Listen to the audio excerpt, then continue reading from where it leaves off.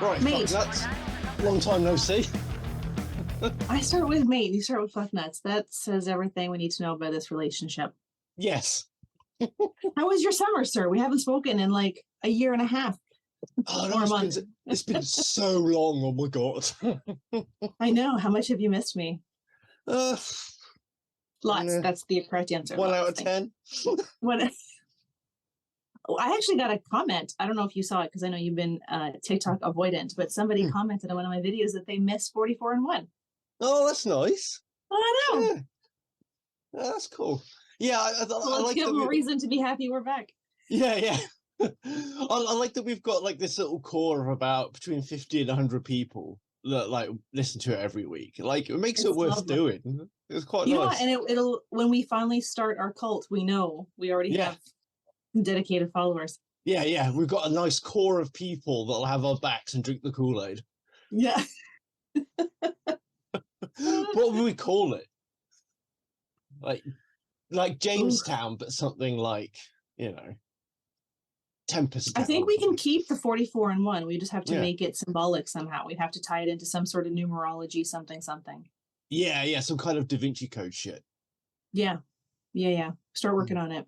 Yeah, because I would love to start a fake conspiracy. You have mentioned that, and I have given you a couple of good ones. Yeah. I think it's maybe we could, us and our little cohort on here, we could start planting little tidbits just randomly on the internet. What's the one I gave you? I think it's about Peter. Peter and the you go allergic if you get bitten by this tick or something. Yes, Peter worked with someone. Yeah, biotechnology to create the Lone Star tick, so that anyone who gets bitten by it is allergic to meat. Therefore, PETA can take over the sorghum industry. It's all coming together. Yeah, and I think that if we just start putting stuff out there and then just randomly bring it, just drop it in a conversation online on Reddit. It's like Peter and the Lone Star tick, and just say that, just leave it. Don't address it. I think that's how the birds don't exist got started. And I heard hints that the whole flat earth movement also started as a joke and people went with it. So we could see this. We could see this spread. Wasn't there another one I gave you? Yeah, that was a long time ago. I can't remember what it was. Me either. That was a good one too. It was a little more complicated, I think. Yeah. I did come up with another one, but I fired that off in an email to some YouTube channel because he was trying to come up with some, and I kind of want to see if it starts, so I don't want to say what it is. Interesting. Yeah, because there's a lot of stuff out there where people are like, you get like a basic fact that we don't really know anything about why it's there, and then people will just put in the most random explanation, like aliens. But it's like for the past 3 years, everything has been the COVID vaccine. So like if somebody gets hit by a car, they're like, are they vaxxed? Because the metals in their body from the vaccine are going to draw the car. And I think there's got to be a new wave of them. I think everyone's over no longer trusting big pharma. Yeah. So we need a new avenue.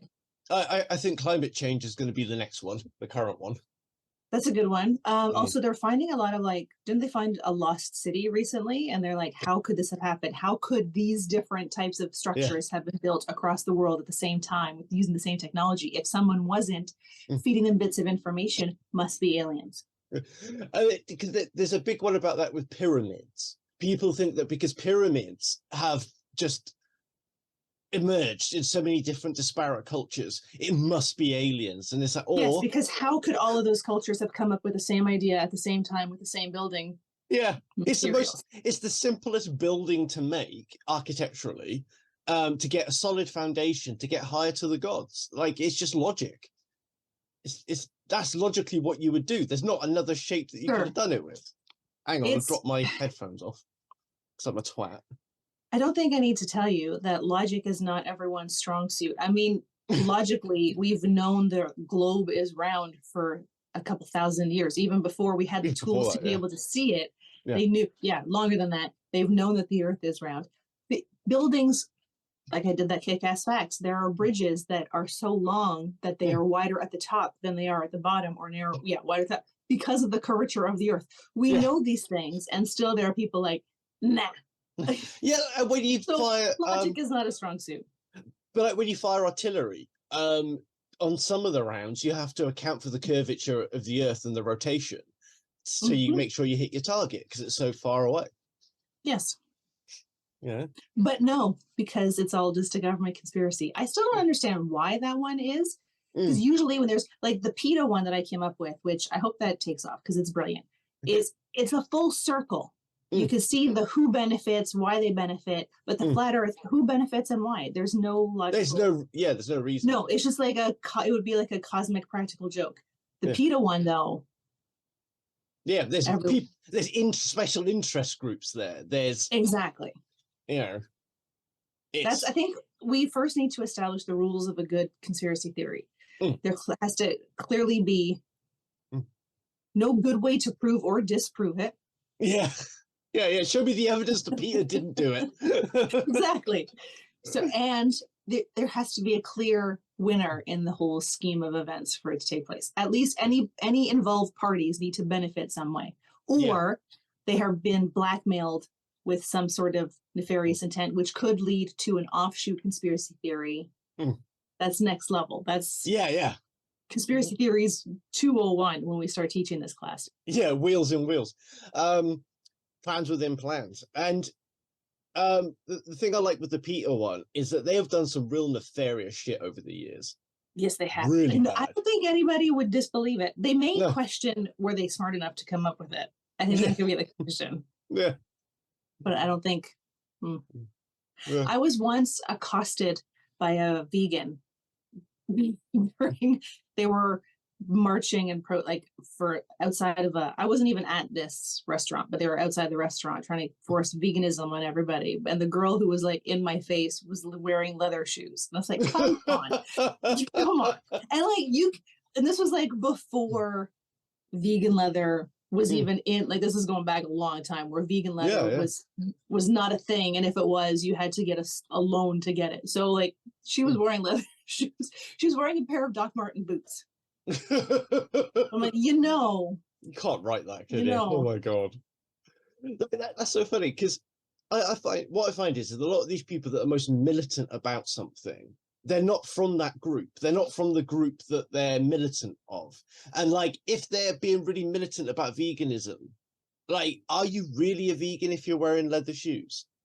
I did know someone who she would wear leather if she bought it at a thrift store. Okay. That was her thing. It's like, it's already, I mean, it's not like it's not like people order custom, they pick the cow and they're like, I want that one, make me a coat. So like the things are going to be produced regardless. But her thought process was that it's already produced, it was already used. She wasn't taking something off of a new shelf. It seemed like circular logic to me because it kind of feels like if you're so committed to this cause, why does it matter if the cow died 5 years ago or 50 years? Exactly. The cow was still like killed for that. Still, yeah. The one thing that I can get on board with vegans is if they eat eggs, because you can get your own hens. They're going to lay the eggs regardless. It would be a shame to let that delicious protein go to waste. So I'm down with vegans eating eggs, but if you're going to do it for the sake of the animals, then you gotta do it. Yeah. Well, the other thing is, like, what would the life cycle of the cow be if we didn't eat them? What would they do? Roaming? I don't know. I mean, any current dairy farms or meat farms, it's not like they would turn into sanctuaries, right? Those farmers still need to make a living. We would need a significant amount of land to be able to grow the crops that would be required to feed 8 billion people without any sort of meat. So I feel like if everyone went vegan, then like cows and chickens and pigs would just become extinct. Because after a while, they'd be like, yeah, this is nice, but we need more. We need more barley. We need more stuff. And they're really dependent on us looking after them. And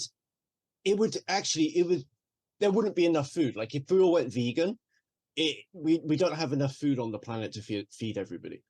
Imagine what that would do to water, like lakes and oceans. If we just stopped fishing, like the whole ecosystem and structure would just I don't even, I mean, I'm not smart enough to know what would happen, but I think it would be kind of bad in some instances. Yeah, totally. And I just kind of think as well that with what vegans, I think as part of their philosophy, they're separating humans from the ecosystem when we're actually a part of it. We just need to take better care of the animals that we eat and Exactly. the plants that we cut down. And at the end of the day, this is going to sound a bit wacky, but everything, plants and animals, it's all made from DNA. Like the structure is still there. It's still DNA, whether you're a plant or an animal, it's still the same building blocks. And plants are alive, just like animals are alive. They're just alive in a different way and maybe not as sentient as an animal is, but it's still alive. It's still a living creature. Absolutely. And I've had and like, we're not let's get this out there. I'm not shit talking vegans. I have vegan friends. I love my vegan friends. I think anybody who shoves their ideology down your throat, whether it's vegan or keto or intermittent fasting or fucking CrossFit, whatever it is, enjoy the things you enjoy. But I have had someone who I worked with kind of question like, well, what's stopping you from eating your dogs? It's like, but, and I think a lot of them have thought that that's a valid argument, but it's like in both the plant and animal kingdom, there are nuisances, right? You've got like mosquitoes and cockroaches, just like you've got like weeds and dandelions or whatever. You've got the decorative ones, like my dogs are decorative. They're largely decorative. I'm also not eating my snake plant or my hostas because they're fully functional. There's food. I've got kale and all the other namis and animals. So like everything serves a purpose. Yeah, everything has a role. And also in some countries they do eat dogs. So they do. Some countries they eat horse. I think and then one company had found that their frozen lasagna had horse meat in it, so they just got rid of the entire thing. It's like, but there are starving people who really could benefit from that. And some people, it's a lean form of protein. Some people do eat horse. Yeah. And we had sausages, I think, over here that had horse meat in it for a while. So, yeah. Have you tried it?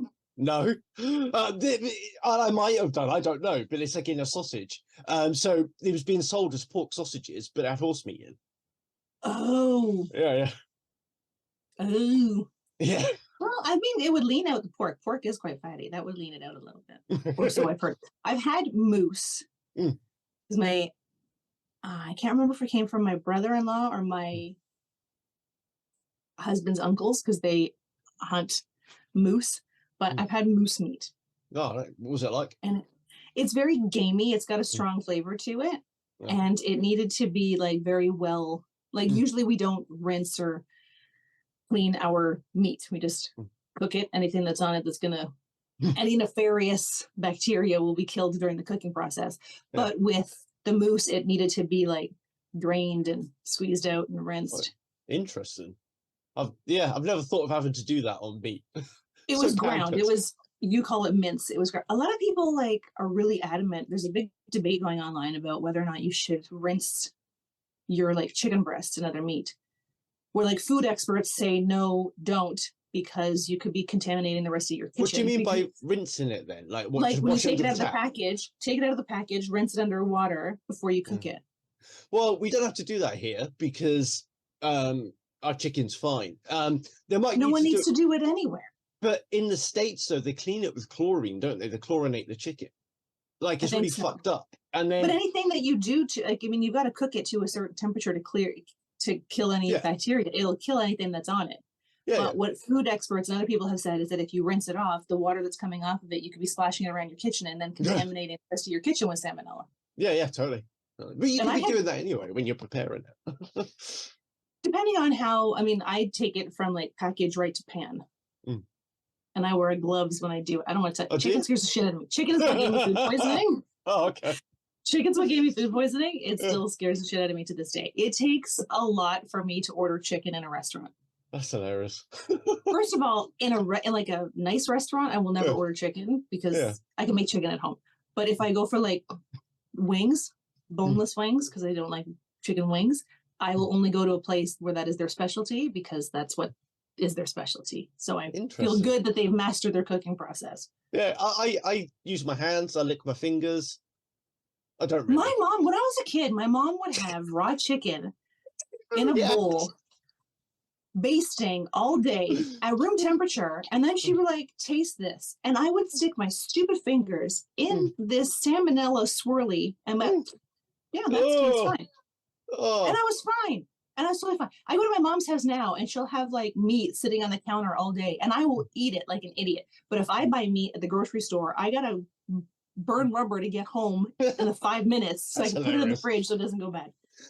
I think these in the modern era, I think we've been pampered so much with refrigeration and things that we forget that there is like there's good safety parameters for all of this. Like you're not going to get as ill as we think we do. I know, but after having been ill that once, yeah, it's a bit different. That's a caveat. I feel like I was in a fugue. Like I feel like I lost a few days. Like I went from I'm not feeling well to 5 days later being why am I so dehydrated and my stomach hurts and who shit the bed? That was that me. It was so bad. And what happened? Here's the worst part of it. I had quit my job that day. I had handed in my 2-week resignation, and then my friends took me out to a celebratory lunch. And I got food poisoning at that celebratory lunch. So for 1 week of my 2 weeks of notice, I was at home puking and shitting my guts out. And they called me a few days in and they were like, are you okay? And I was like, I think it's over. I don't think I'm coming back. I shan't be returning for my things. So it was rough then, eh? Both ends. It was both ends, and I was on my period at the same time. So it was a triple whammy. You win this one then.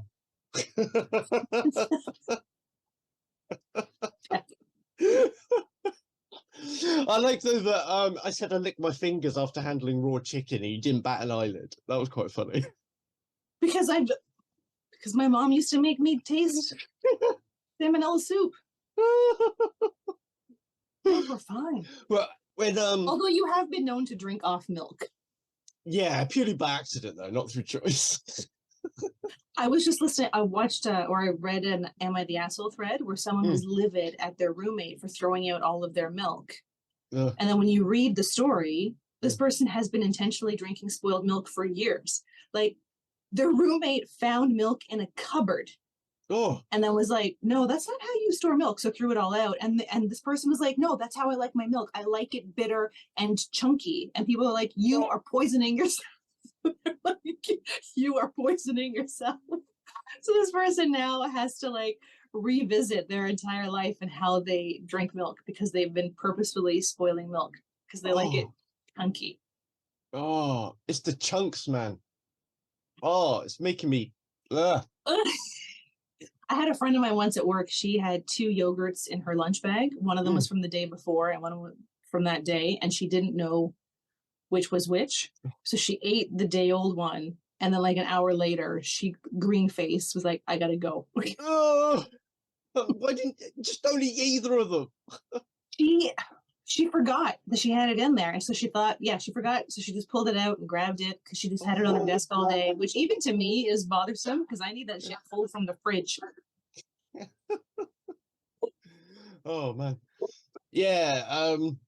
When I was working at uni, and I was living in the halls and it was all with the postgrads. And so there were people from literally all over the world there. And some people had very different food management practices to what we have. And they fucking love rice cookers. Everybody bought rice cookers, or rice steamer things. But this one guy in one of my mates' apartments, he would leave the rice in there for like 2 weeks and just reheat it. And like he would, he would just scrape the scum off and then just reheat the rice. Scrape the scum. I saw another one where this guy said he was at his in-laws' house the day or two before Thanksgiving, and his sister-in-law was putting a raw turkey into the oven, and it was just going to sit there until Thanksgiving Day when she turned on the oven because she didn't have enough room in the fridge. So he was like, "You're going to put a turkey in outside in." room temperature for 2 days before Jeez. cooking it. Like her entire family would have gotten food poisoning. That's why you can't eat at anybody's house. Well, yeah. There is pheasant though that you hang it up by its neck, and then you know that the pheasant's ready to be prepared to eat when the maggots eat through the neck and it falls off. Yeah. There's pheasant off of my list. Thank you. Yeah. I shan't be eating pheasant. Yeah. Do you remember the cooking show Two Fat Ladies? Did you Nah. ever see that? It was a British show, and it was two fat ladies. They had a motorcycle, and one of them was in a sidecar, and they would cook food. And I remember one episode they were cooking pigeon. Mm. And I'd never seen anybody cook pigeon before. That I don't know why your pheasant made me think of it. They took a pigeon. Everything they made was stuffed with butter and wrapped in bacon. Like it's That's probably why it tastes good. No other reason. probably. Yeah, and then at the end of the episode, they would always just like sit on a bench, one of them smoking, their long red nails, talking about the food. It was quite an entertaining show, but watching it was like sounds very British. disturbing. Yeah. It was very British. British. Do you have what's that show? Come Dine With Me. I love that show. Mm. I love that show. It used to be a lot better than it is now. It's not as good anymore, but I haven't seen it in years. I remember we used to get the UK version of it and the Australian version of it. And then Canada did one, and then it disappeared forever. There's a guy in my town who was on an episode. Oh, cool.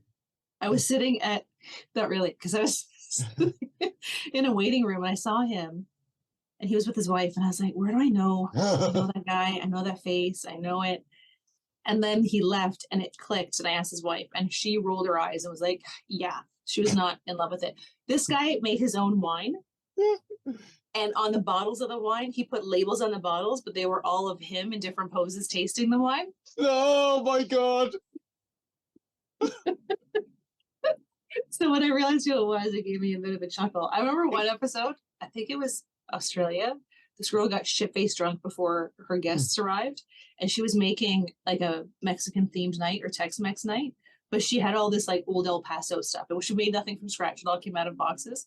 But she brought out guacamole, and then she like passed out at the table, and one of the guys at the table was like, yeah, your hair's in your avocado, yeah.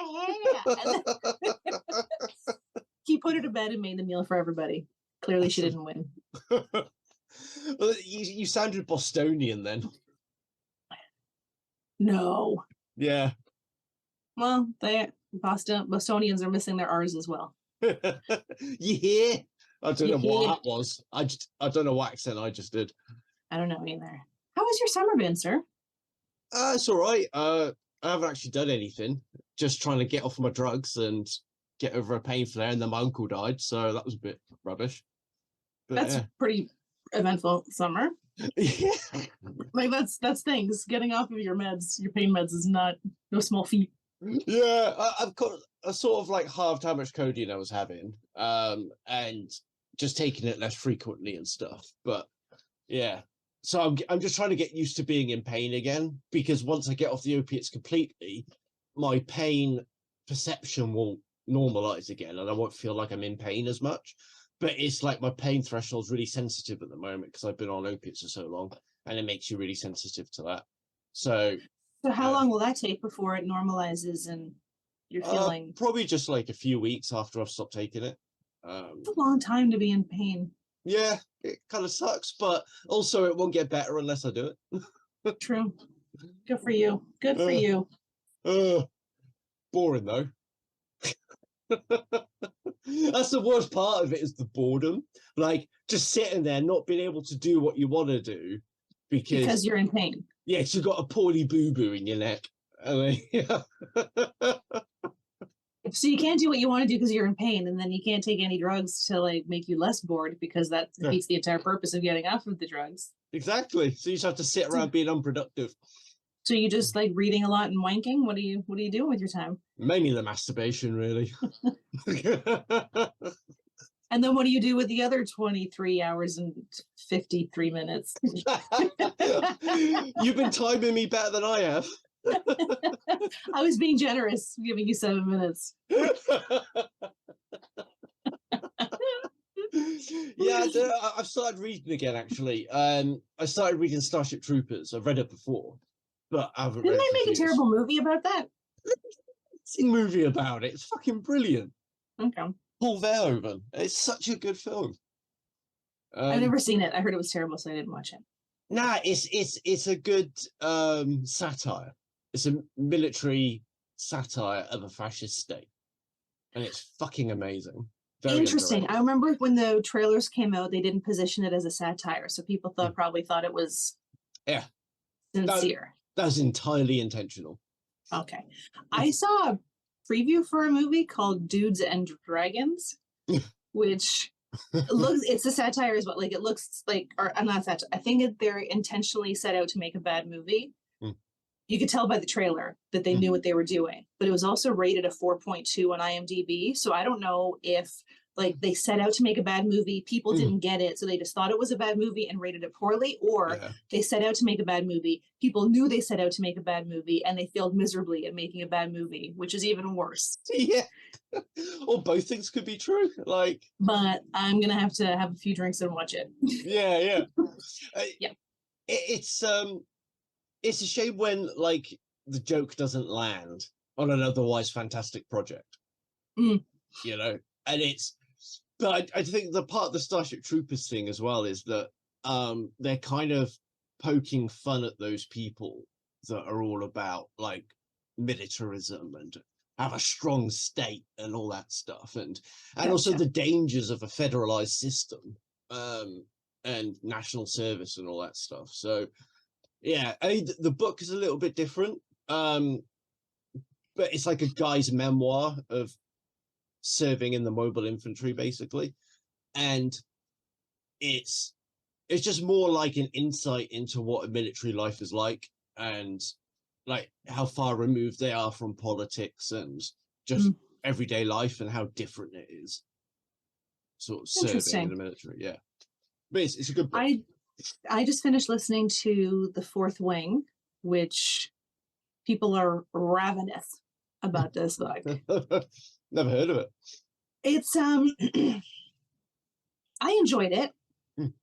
There's a second part coming out to it, but yeah, people went banana sandwich about this book. It's got dragons in it, which is not usually my cup of tea, but a friend of mine whose opinion I value recommended it highly, and she's not usually into dragons either, so I went with it. So it's living in this world where two factions have been, or countries have been at war for 600 years. One group they ride griffins into battle. The other group rides dragons into battle. And so this young girl wants to be a scribe because that job is taking down their history and their oral history. But her mother, who's a general, forces her to become a rider, which has a very large death toll because dragons.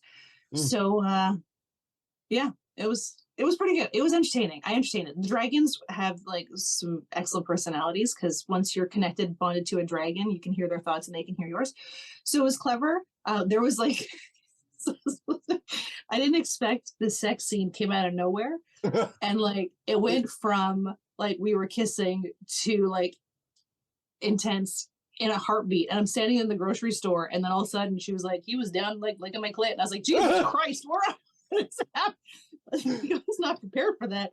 Well, look, and it wasn't interspecies, was it? No. None of that dragon on dragon, human on human. It was entertaining though. If they came out with a movie, I would definitely watch the movie, but I feel like they would try to make it a young adult, like a Hunger Games. What was the other one? Divergent, but it's actually because they're not teenagers; they're like 20 and 23, so it's a bit more mature. I don't know if they would follow through with that if they were to make it into a movie. It sounds like the plot anyway. The setting you describe it sounds basically a carbon copy of a book by Anne McCaffrey. She did a whole series of them. I think the first one might be called Dragonflight. I'm not sure. But it was basically that, like, but it was set in the far future on this planet. I don't even know if it's Earth or not. And they've got like these dragons, and then they have to befriend the dragon to fly them. But yeah, Anne McCaffrey. She's a very good author. I read the first one.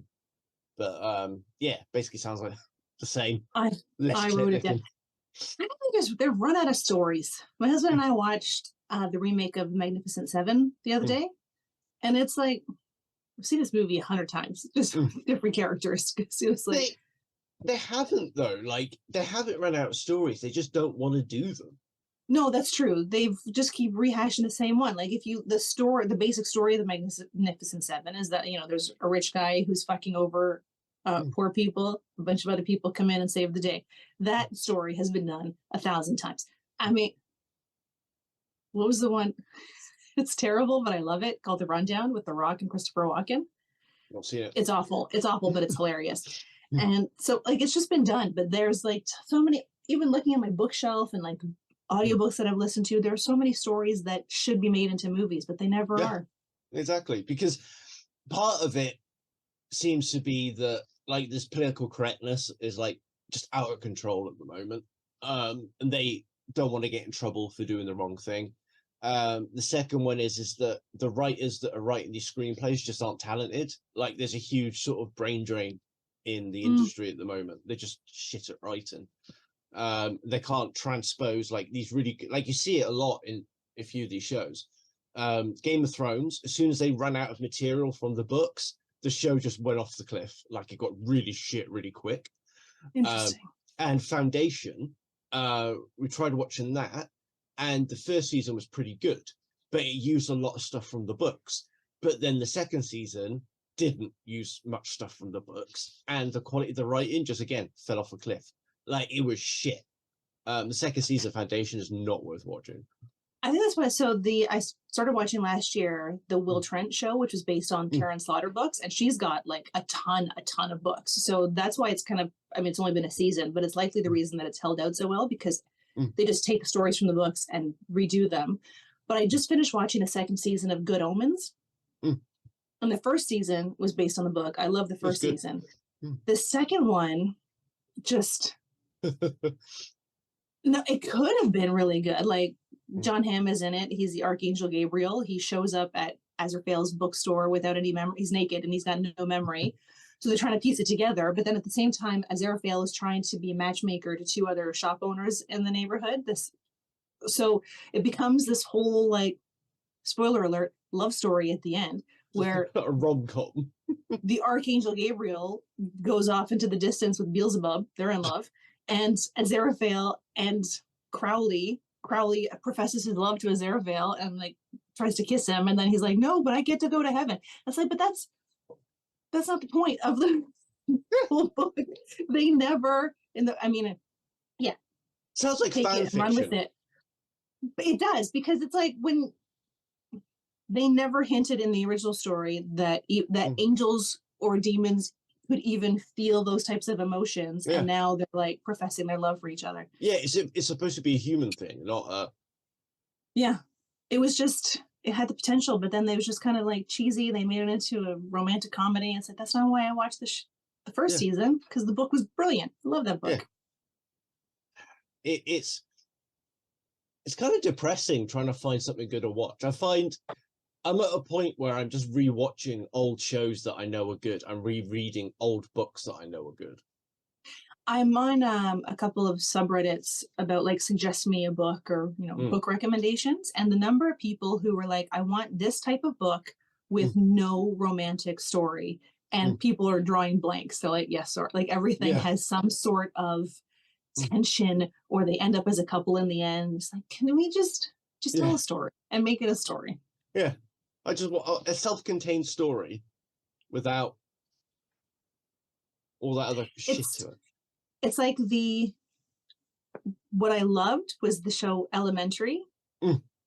And when they did was it Sherlock with Benedict Cumberbatch and Martin Freeman?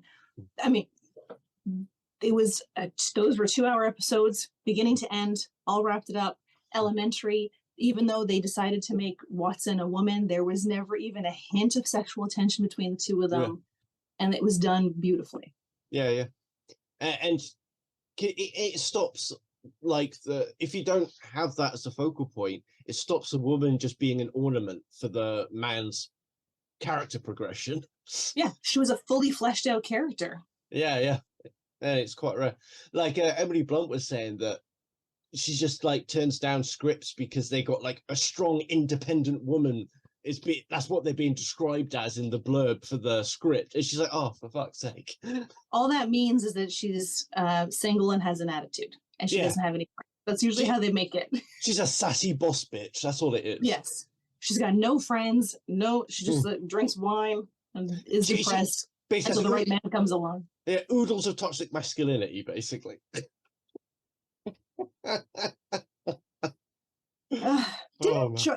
Joseph Gordon-Levitt, he came out with a project a few years ago. I don't know if it was just for musicians, but I thought it was like almost crowdfunding or crowdsourcing artists who could. Yeah, I'm not going to speak any more about it because I'll just be making shit up because I don't remember. It was a long time ago. I'm not saying you need to own as many pairs of glasses as I do, but I'm also not saying you need to own as many pairs of glasses as I do. Look at the selection of these frames. They are amazing. Head over to GVizzle at the end of this episode, not now. Head over to GVizzle. There is a link and promo code in the description of this video. Promo code GVizzle15 will save you 11% on orders over $50 and 15% on orders over $100. And just come on. Look how beautiful these frames are. I just can't get enough of them. Zlul.com. Let me tell you about my summer, sir. I was going to ask, but I was waiting for you to get settled and stop talking. Fuck off. So our first camping trip was a total bust. What happened? I don't know. So we were supposed to leave on Friday morning for my husband's family reunion in Quebec. And then from the family reunion on Sunday, we were going to go to our secondary camping destination where we would remain until Friday. I wake up Friday morning and Zool her stomach is making these really loud gurgly sounds, which the last time she made these sounds, she had pancreatitis and she was in the hospital for 2 days. So I was a little bit concerned. She didn't eat. She wouldn't take a treat. She wouldn't drink any water. And for Zool not to take a treat, that's sign number one, something's wrong. Yeah, totally. And she was crying and crying and crying to get outside and eat grass. So I take her for a walk. She's eating a ton of grass. She vomits. She vomited in the morning. She vomited while we were eating grass. And then we get her home. I'm telling my husband, like, something's wrong with Zool. She ate grass, then she vomited again. I'm like, I got to call the vet. They can't get us in. We were supposed to be leaving at 10 o'clock in the morning. It's now like 8-ish. The vet can't see us. So I call to an emergency vet. The message says they're open. Great. I could take a shower. Zool vomits while I'm in the shower. Get her to the emergency vet. They are closed. They were an after hours vet, 7 p.m. till 8 a.m. I just happened to call them when they were open. They closed by the time I got there. We get to another emergency vet down the street. They can see her. We're there for 2 hours, hour and 45 minutes. $1,400 later. What? Yes. It cost just to walk in to an emergency vet and make eye contact was $160 before even being seen. Even if they were like, obviously we would have been seen, but then there was so much more on top of that. So she got some meds to come home with because she had gastritis, which was better than pancreatitis, clearly. So I get home, give her the meds, we wait a few hours. We head to Quebec. Saturday, she's great. She eats, she plays, everything's fine. Sunday, she's wonderful. We pack up on Sunday. We head to our next destination. Monday night, her stomach starts again. And she's not eating again and she's not drinking again. And it's hot. So I'm worried about her getting dehydrated. I'm like to the point where I am dipping my finger in water and rubbing it on her gums and she's not even licking her lips. So I said to my husband, I'm taking her home on Tuesday. We're going back to the vet. Yeah. We could have gone to an emergency vet locally, but then it would have been another $1,400. And if we had gone to our vet, we wouldn't have that exorbitant emergency fee. So we were back and forth. Okay, so how are we going to do this? Because my husband didn't want to leave. So I was like, I'll go with Zool and then I'll come back here and pick you up whenever, because it was a 4-hour drive from home. But then he was like, I don't want to be without a car. I'm like, yeah, I don't really want you to be without a car for that long, because what if something happens here? Then I got to come. So it was this whole rigmarole. So we decided he was going to drive us home and then he was going to go back by himself. Right. And then stay the rest of the week. So we get up in the morning. He drives us home. He comes in the door. Literally, my husband came in the door. He peed. He ate. He hit the road again. As soon as he was gone, Zool ate a bowl of food. She drank a bowl of water. She took shit and took a nap. And I was like, what the fuck? We had the vet appointment anyway. Yeah. And they're like, yeah, don't worry about it. She's fine. But then her stomach started gurgling again the next day. So we have to now move her to sensitive stomach food. So there's that trip. That trip got a bust. And then my husband came home 2 days early because it rained like crazy. So We're going on this camping trip. A week before the camping trip, Gozer starts having stomach issues. And he's not eating, and he's eating grass, and his stomach is gurgling. So I was like, not again, Satan. Take him to the vet on a Saturday, and the vet checks him out. She's like, yeah, everything's fine. As long as he doesn't have diarrhea, he'll be fine. I'm like, nope, he's got... Then he gets diarrhea. Strong like bull poop until Sunday when he gets diarrhea. And then Sunday afternoon, he's got blood in his diarrhea. So I'm just weeping. I'm convinced he's dying. And stress levels are up here. So I get him back, call the vet, let them know. They gave him some medication. So he's on medication while we're away camping. Zul's still on medication. They're both on sensitive stomach food. They're absurd. They're ridiculous. Like any little thing they eat that's outside of their diet sends their stomachs into turmoil now. See, this is why people should get cats. This is why I didn't have kids, so I wouldn't have to deal with these kind of shenanigans. And it's worse with a dog because they can't, and cats too, because they can't answer direct questions. Like if your kid is sick, you can like, what hurts? And I'm like, this hurts. Yeah. If I look at Gozer and I say, what hurts? He just looks at you. Yeah, use your words, idiot. That's frustrating. Like, because it just adds to the stress and the worry when they can't tell you what's wrong. Yeah, and because they're also like, Zul's going to be 9 in a couple of weeks, Gozer's 5, so they're not young dogs anymore. So this is when those issues start to happen, and I'm not emotionally prepared to deal with the loss of a pet. I will say that right now. I'm going to be a mess. Like, oh god, you're going to be so annoying. It's going to be brutal. What's it? But we got to spare a thought here. What's important, right, is actually me and my mental well-being. And so you just need to just stiff up a lip it because I need to have a happy life.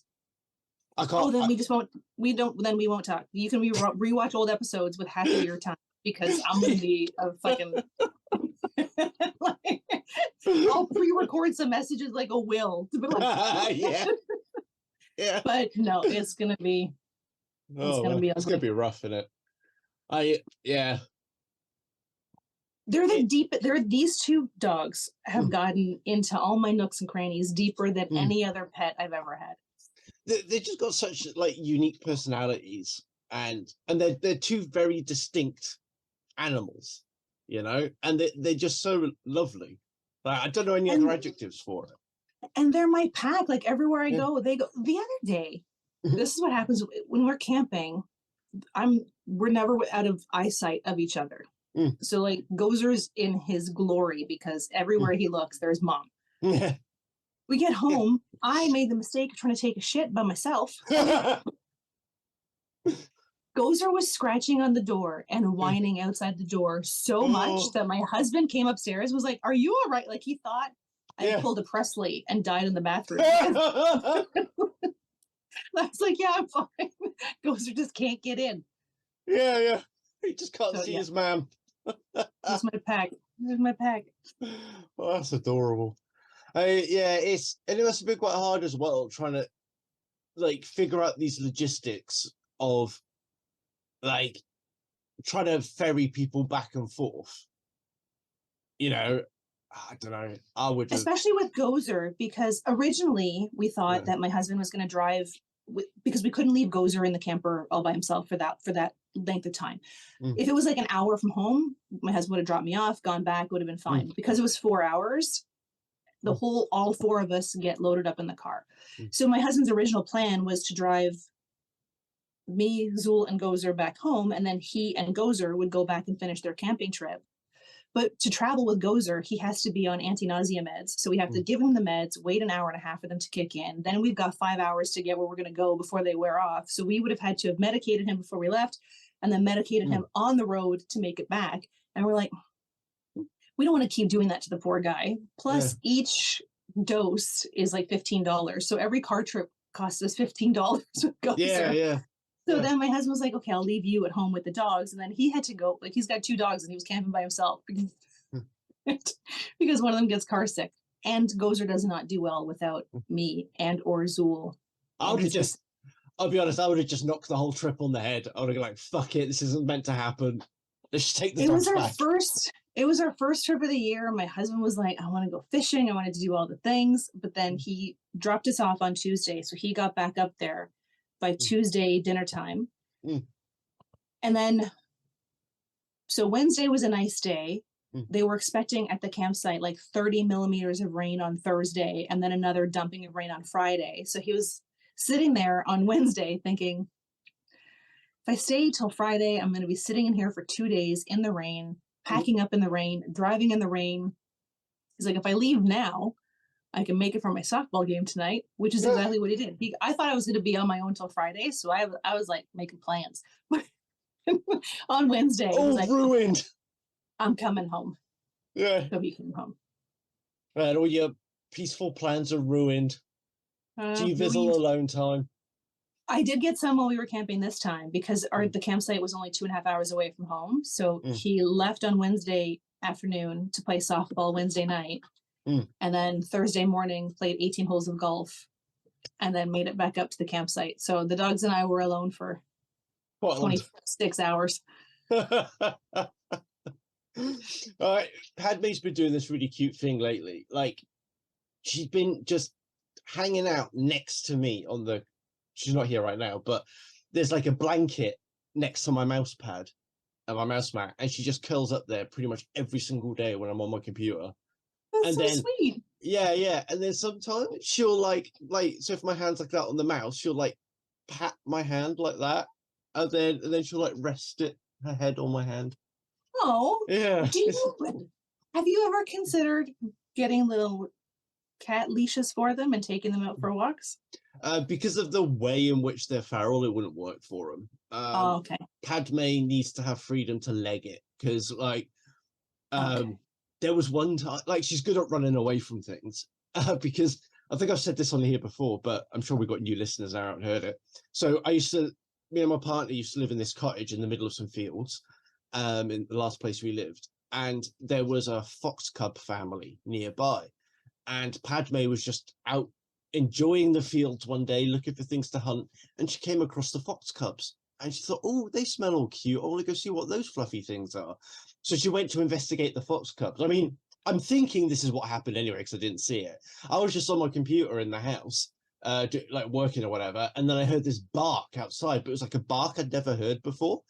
And then so I was like, shit, I better go see what's up. I run out the house, and then as I get out the back door, this black and white blur comes past me straight up a tree, and then an orange blur comes past me, and then the fox mother had basically ferreted out Padme, who was trying to sniff around her fox cubs, and the fox ran away when it saw me, and then now Padme thinks I saved her life.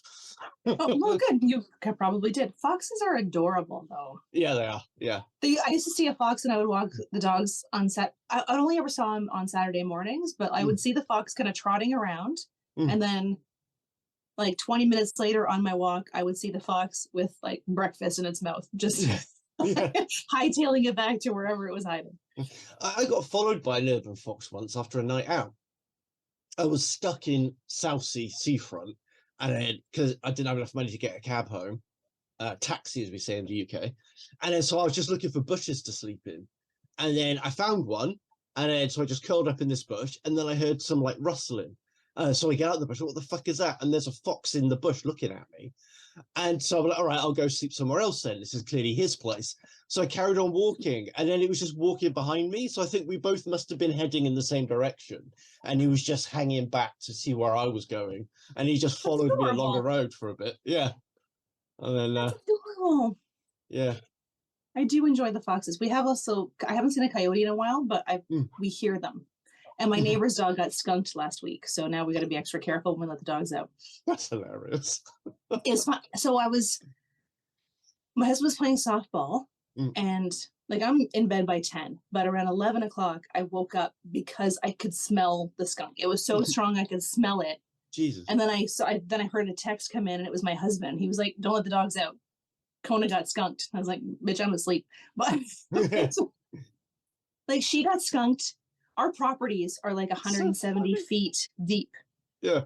So she got skunked at the back of the property. My bedroom's at the front of our house. So there was like 150 feet between us. And it was so strong that I thought it happened right outside my front window. That's hilarious.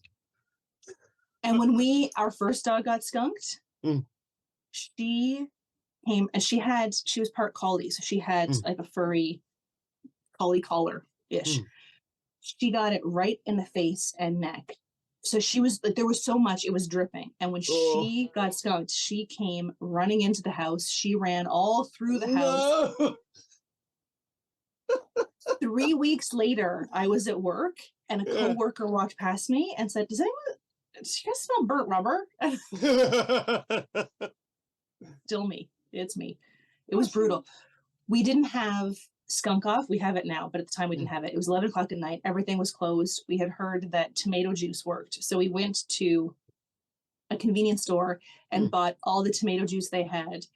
And then we put her in the shower and we just covered her in tomato juice. We missed a spot on her cheek for a year. Whenever she would get wet, we could smell the skunk on that spot. No way. That's so weird. The smell lasts a long time. It's not really a big problem here. I mean, I'm sure there's skunks around, but you know. Really? I asked my mom, I can't remember if it was skunk or raccoon, but I asked her what the Portuguese word for it, and she was like, I don't know, we didn't have those where I grew up. How's that a thing? I don't even know that was a thing. Yeah, we don't have raccoons. No. That's crazy. I remember you telling me you don't even have screens on your windows because like bugs and stuff coming in isn't an issue. Yeah, not like it is over there. Yeah. Raccoons are cute though. I think Great Britain is probably the easiest country to live in terms of predators and just annoyances. Not Australia. No, not with those worms and you're burrowing in your brain. The more I read about that story, the worse. I think every headache I have from now on, I'm gonna think it's a worm. I've got a worm in my head. Yeah, I've been getting this weird thing. Like sometimes, if it's really quiet, I can sort of hear it. But like, I think it's to do with my neck, and then I can hear like this really high pitched sort of popping. Like, and then I think it's to do with my tendons at the back of my neck. But like, it feels weird. And I've got like this, that eagle syndrome thing I've explained on here before. That calcium deposit thing, and that like if I put pressure on it, it does like a really high pitched sort of tinnitus like whine in my ear. It's so weird. I used to have a friend of mine in high school who used to put pressure on his neck to make himself pass out. Oh yeah, that's the easy. You just stick he used to all the time, especially after like he'd get stoned at lunch break and then come to class and make himself pass out. So we'd be doing whatever, and then I would just hear like bang his head. The table. He said it enhanced the high. Nutter. He'd probably give himself brain damage. Kids are dumb. My parents had a cottage. So when I was old enough to not go to the cottage with them, my house became the party house. They would leave on Friday. They wouldn't get home until Sunday. My brother and sister didn't care. So we'd always end up here. And my parents had a pretty solid marble coffee table. And this one idiot friend of mine was standing. He did this standing up. Made himself pass out. And as he went down, he just cracked his head on the Everybody was fine. He was probably a little concussed, but like the party was essentially over because we're like, fuck that guy again. So it's cleared out. Yeah, teenagers are stupid. So I wonder we're still alive. Yeah. Fucking hell. This is why boys die young. Like men die younger than women. This is why. Because a woman would have the presence of mind to sit down before making herself pass out. Although a friend of mine, we have a drink called Zambuca. I don't know if you've heard of it. Yeah. But you set it on fire. Flaming Zambuca, and she's standing there holding a styrofoam cup and a lighter. I was like, no! Oh my god! No, you dumb idiot! No. Yeah, there was one where there was two guys, and then they had one of those trimmers for the garden, and one of them was going to cut his mate's mohawk with it, and and then one of our other mates stopped it. It was a woman that stopped it. But two men, and then a bunch of other men standing around watching it. And then it took a woman to come in and stop the whole thing. No common sense. Yeah, well, the rest of us were like, these are the same men who would say stupid shit like women need men to protect themselves. Protect them. Protect them yeah. from yourself. Yeah, exactly. Oh my Did you hear god. about that kid? There's this new one chip challenge. Mm. It's a box. It comes in it's one potato chip or tortilla chip in a box that is so spicy. They only sell the one, and there's like a challenge. I think there's lots of warnings about it. A teenager, they even tell you, if you have these types of health conditions, don't eat this. A teenager died after eating it. Wow. And I saw it on the news article. One of the guys had commented on the article saying he's 30. He ate the chip. He said for 20 minutes, it was the most pain he'd ever been in his mouth. He said he drank water and milk and anything to soothe it, and it was awful. But then he said he went to bed, and hours later, he was still having the effects of it. He was vomiting, he had diarrhea, he was dehydrated just from this one potato chip, and this teenager died after eating it. What is it? Like, what spice is it? Let's find out, sir. So the one chip challenge is being pulled from shelves. It was the Hershey out of an abundance of caution. It's Carolina Reaper and Naga Viper pepper. Oh, so they've got two types that they've put together in this one evil chip. Yes, it's a $10 chip. Just that one chip costs $10. So Carolina Reapers are measuring more than 2 million Scoville heat units. For comparison, jalapeno is between 2,000 and 8,000. Yep. And the Naga Viper is under 1.4 million Scoville units. Jesus Christ. That's insane. I've seen a clip. Like, have you ever seen Hot Ones? Yes. Yeah. The guy on that, who is a veteran at eating spicy food, I've seen a video of him eating a Carolina Reaper, and it looks intense. I bought this ghost pepper sauce once. Oh! And I went out for the evening, and I came home. My husband was here with a friend, and they were barbecuing. So they were making their own barbecue sauce with stuff we had in the fridge. And so they had the sauces lined up. So then my husband, I said, "Oh, you're using the ghost pepper sauce." It was the first time. And he said, "Yeah, I didn't hear what they said next. Not so bad. You should try it." I thought they meant try the ghost pepper sauce. They said try the barbecue sauce they made with one drop of ghost pepper sauce. So when I heard not that bad, I dipped my finger into it, popped it in my mouth, and I saw the future. Like, it was I pretty much just sat there drooling for about 5 minutes. I couldn't even swallow the saliva in my mouth. You saw through time and space. I've heard that like those higher level spices, like, you have to kind of work your way up to. Yeah, like, at some point though, the spice, depending on the type of spice, like, I've had sandwiches that are so spicy that my mouth physically hurts and I can no longer taste the food. So it's no longer an enjoyable pointless sandwich. So I mean, I like spice when it's, gives it that sweaty upper lip and you're like, that I like. But when it's blinding and my eyes are weeping, it's too much. And the other thing I find is that I like that when it's starting to hurt a little bit and you're sweating, I like that for a few mouthfuls, but I don't want it in the entire dish. I don't want my whole whatever to be like that.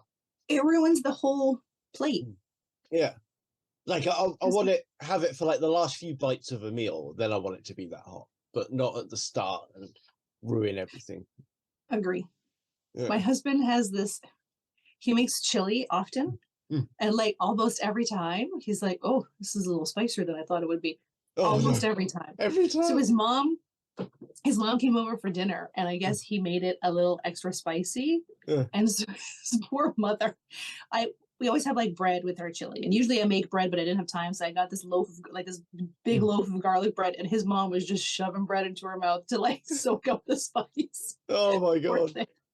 She's like, "I usually like spicy, but this is too much," and we were both like, "Yeah, it's a little much. Put some cheese on it; that'll help." Yeah, we always have to have like a bit of compromise in our house, because I like a bit of spice, but her tolerance is a lot lower than mine. And my tolerance is pretty low, but like by your standards. Would it though? Because you can't smell, so your sense of taste is hampered. So it still burns though.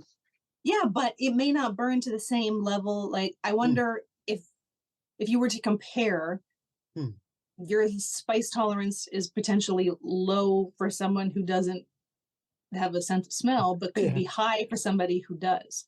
Yeah. But the stuff that you described, though, it sounds like your tolerance is a lot higher than mine, or you can put up with it for longer. Maybe it's to do with gender differences in pain perception as well, because women are better at processing that kind of pain. Could be. I've been eating spicy food for a very long time. Yeah. I don't because I also don't have the strongest taste buds, so like the nuance of flavor escapes me. So I needed to punch me in the face flavor,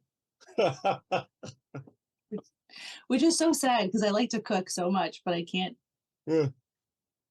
taste it. Like my mom. So where my mom grew up, the island that they grew up, cinnamon is a major ingredient. Like we always had cinnamon and cinnamon sticks in the house. So much so that when I moved out, I bought cinnamon sticks, and I probably still have that same bag. I don't know what to do with them. Because my mom puts cinnamon, like even her lasagna has cinnamon. There's cinnamon in everything. And I never noticed it. The first time my mother-in-law tasted my mom's cooking, she was like, "There's cinnamon in this." I was like, "What?" It can't possibly be. But yeah, there's cinnamon in everything. I just can't taste it. I love cinnamon. I like, there's a coffee shop here, Accosted, and they do cinnamon lattes. So it's like cinnamon syrup in a latte. Fucking love it. That sounds tasty. Yeah. I love like toast, nicely toasted bread with butter, and then a little bit of cinnamon on top of it. It's like cinnamon toast. I haven't thought of that. Yeah, sounds good. It's a delight, sir. I made the saffron scented chicken pilaf last night, and I was putting on. I was lazy, and then I just decided to pull the cinnamon straight out of the pot. Yeah, and then my hand spasmed, and then all the cinnamon. Yeah, cinnamon is one of those flavors that goes from just right to way too much in one sprinkle.